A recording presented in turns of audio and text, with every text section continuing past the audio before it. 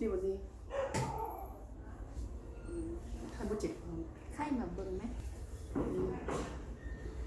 เจ็บวันนี้มองวันนี้เนี่ย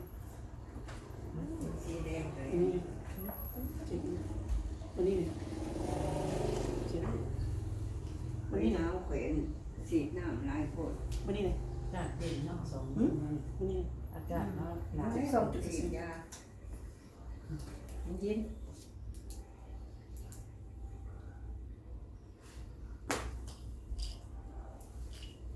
เนี่ยคือผ้าบ่นี่ โอ้ยชอน้ำมัน ฮะ น้ำมัน โอ้ยก็เรียกว่าคือผ้าบ่ โอ้ เห็นชัด ยลูกเขาใหญ่หมดละ นี่ เดี๋ยวเขาไม่เคยละ กินเบียร์บ่นี่ ไม่อยาก อันนี้บ่เป็นน้ำมันดอกเบียร์ ปรุงเบียร์ ปรุงเบียร์หนาวเย็น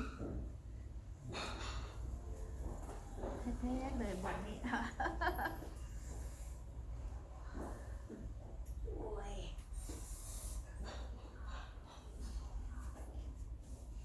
มาบ่อนอากาศร้อนยังเย็นอยู่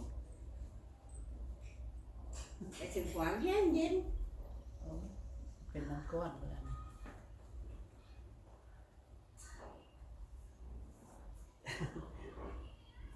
เรียนบนไทยครับ